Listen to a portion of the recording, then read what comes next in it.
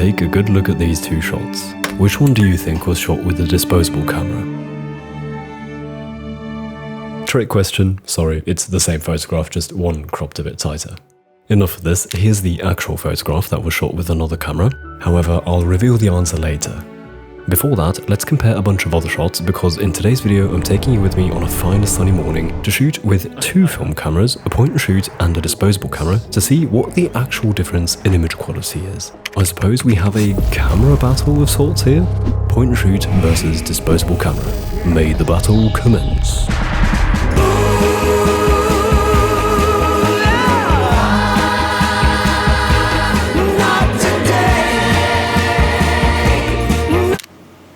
What did I just make? One of the easier ways to shoot film is to use a disposable camera. You typically see those at a party. Someone decided to document the night on film, and a disposable camera is very convenient for that because you don't have to think about buying a camera and all that. You just get that camera and then after the evening you just drop it off at the lab and get your scans back. However, among photographers, I think these are not so popular because they're, well, bad. Point and shoots, on the other hand, have a wide spectrum in quality from fairly bad to pretty incredible. In today's video, I want to shoot every photo twice, once with a point and shoot and once with a disposable camera to compare the results and come to a conclusion on which is better or whether there even is a difference at all. Let me present to you today's contenders. For Team Point and Shoot, I have chosen this cute little camera in a fancy looking silver design. This is the Minolta Riva Zoom 70W. It's one of those cheap consumer level film cameras from the 90s, so fairly modern, quite cheap, yet fairly good, but nothing exceptional. Its opponent in today's video is this little red camera, the Aquaphoto Le Box. I just went to my local camera shop and found this. You can get a variety of disposable cameras from different brands such as Kodak, Fujifilm, some random brands I've never heard of, but also from Agfa, who I know for their black and white films.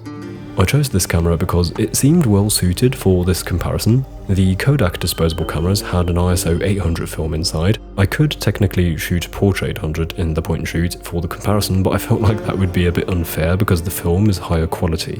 And so I picked a camera with an ISO 400 film so that I could compare it to the point and shoot with a roll of Kodak Ultramax 400, which I think is fair, seeing as that is Kodak's consumer level ISO 400 film. So it's not a perfect comparison because I suppose the Agfa camera will have some version of Agfa Vista film in there, but I think it's good enough to see the main factors that differentiate these cameras.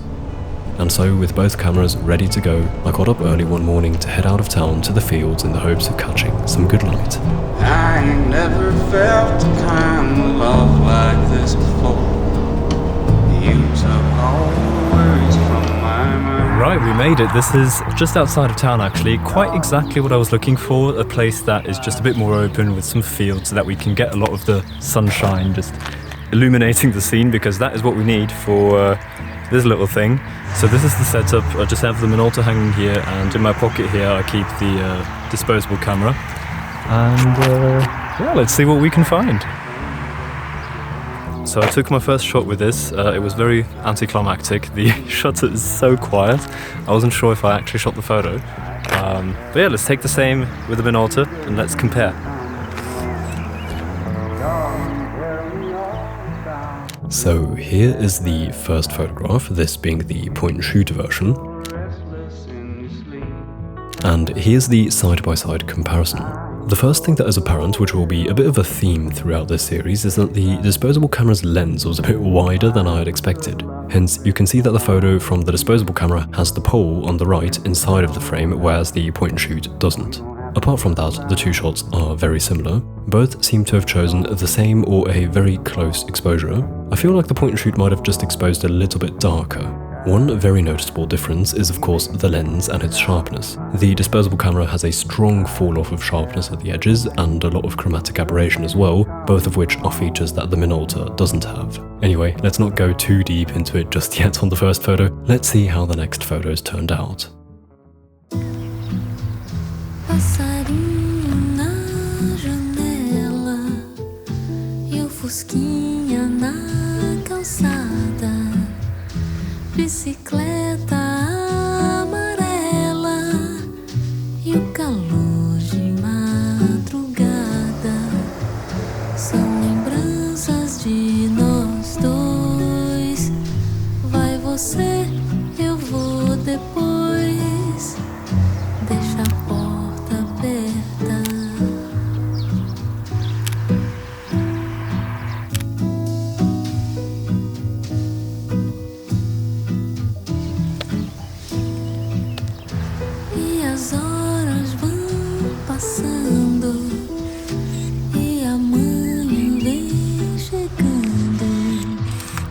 Here I got another shot that is quite similar to the first one, just a slightly different angle and composition, and this time both versions include all the same subjects. So far, there seems to be an overall tendency for the point and shoot to expose just a tad bit darker. Mind you, the point and shoot has an automatic exposure, whereas the disposable camera has a fixed exposure that is suited for the sun. As soon as you want to shoot indoors, you will need to use the flash, whereas the point and shoot is capable of lowering the shutter speed to expose for darker scenes. Anyway, I will be shooting photos of more diverse lighting situations later, so let's continue and see what else there was to find.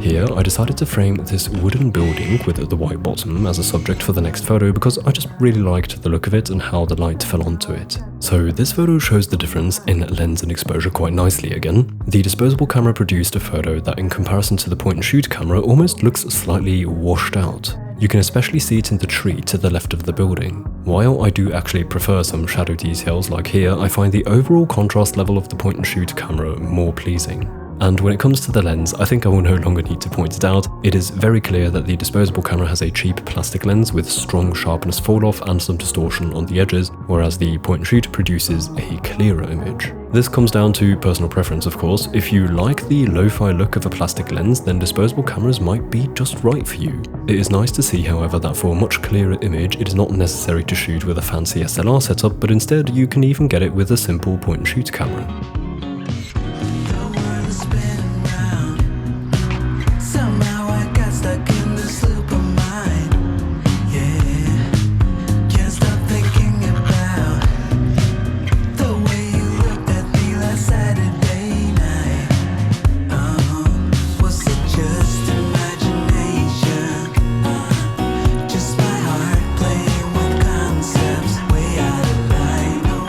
I like the house there with the mountains.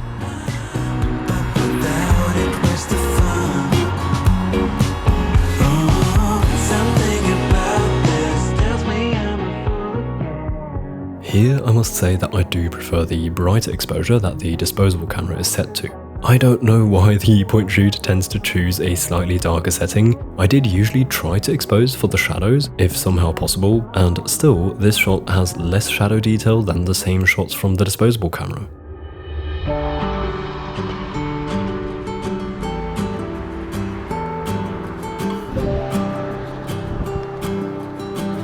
Let's get that sign.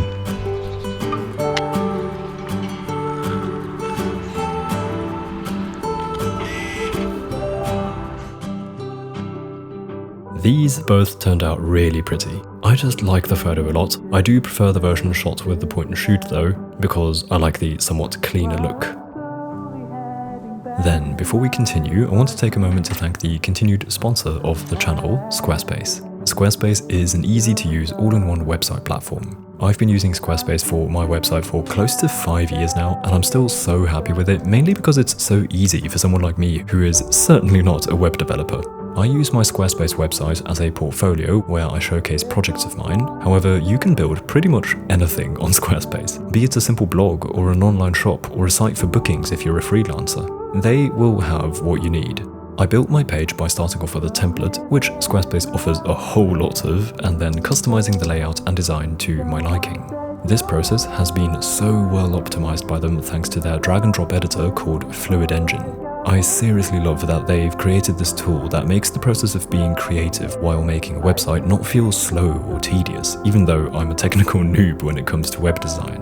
I really recommend that you try it out for yourself. You can head to squarespace.com for a 14-day free trial, by the way, and then when you're ready to launch your website, you can go to squarespace.com/Crawford to save 10% off your first purchase of a website or domain. Thank you so much to Squarespace for continuously supporting my channel and my work here. I really appreciate it.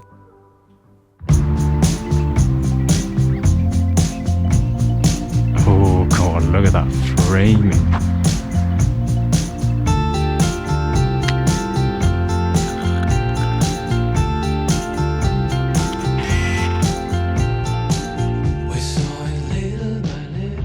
Here you can actually see a big difference, mainly in colour, and that is because the point and shoot slightly underexposed the photo, which led to the scan looking a little faded and brown in the shadows. Personally, I prefer the exposure and colour of the disposable camera here. It's like the world Oh, kids just on this road. It's actually a cute scene. Let's see if I can be fast enough and get by.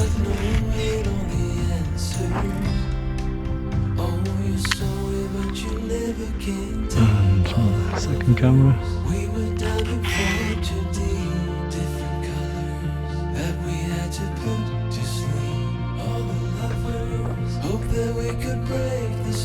Oh, actually, with a mountain in the back, that isn't even too bad. And we get to see what the shadows look like on the disposable cam. I wonder how much wider the frame is than what I see through the viewfinder.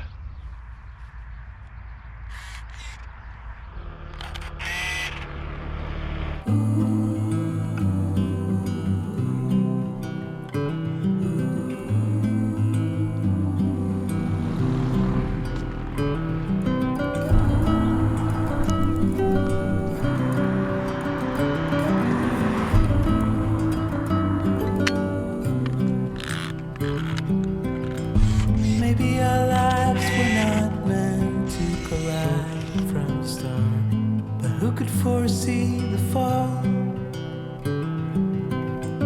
Maybe it's time to decide what to do with the fact that it happens. That over there could be more interesting.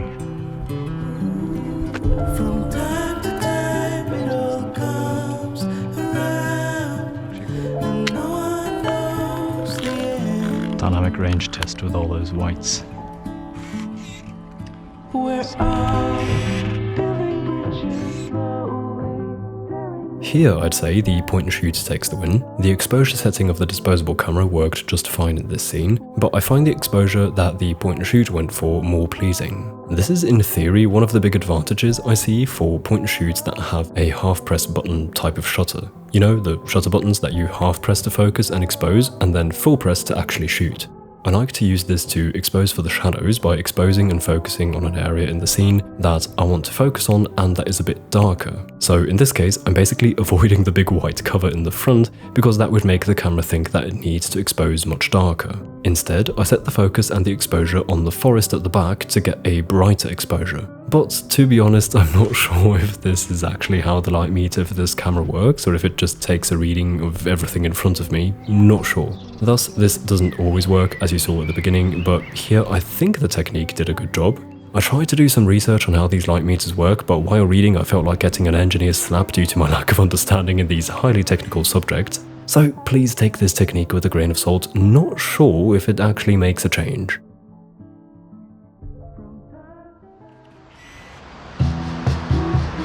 Oh, hello. Wow. Think there's a shot to be had here.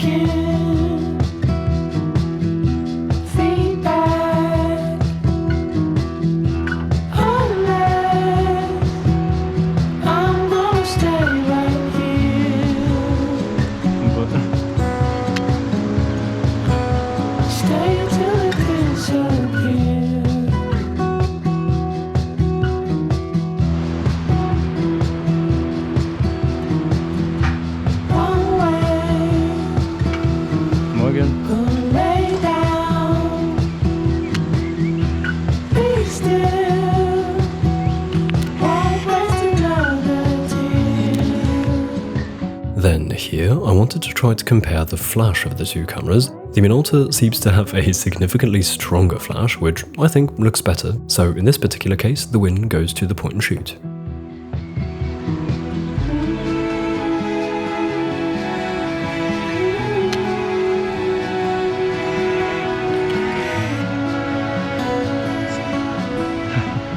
Here is an interesting challenge for the two. This is a darker scene in the shade, and the disposable camera of course messed this one up quite brutally because it's using the same settings as when shooting in the sun. However, to my surprise, the point and shoot didn't do much better. It is slightly better, but still you can see the image is not very clear, quite muddy looking due to the underexposure. I'm not sure why this is because usually I don't have any issues with this camera when shooting in the shade, so I don't exactly know what went wrong here.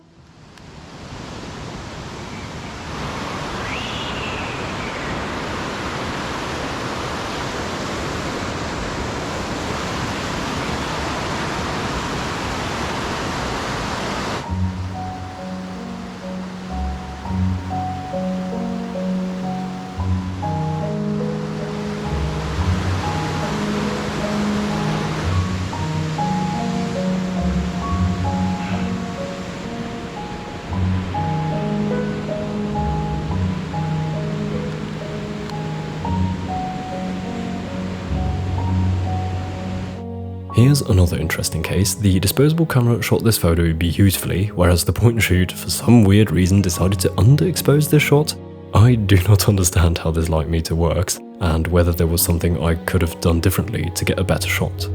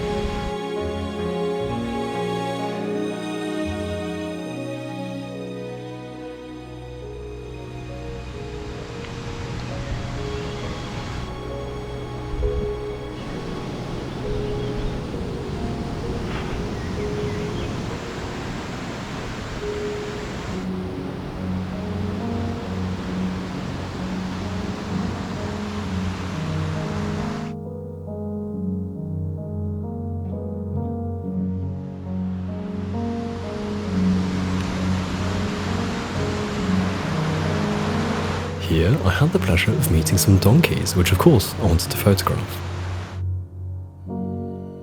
So I don't know what was up with the Minolta on this day, but it was misreading the light terribly, which resulted in some pretty underexposed shots here again. If you saw my last video, you know that this camera can do much better, but for some reason on this particular morning it was not feeling like it.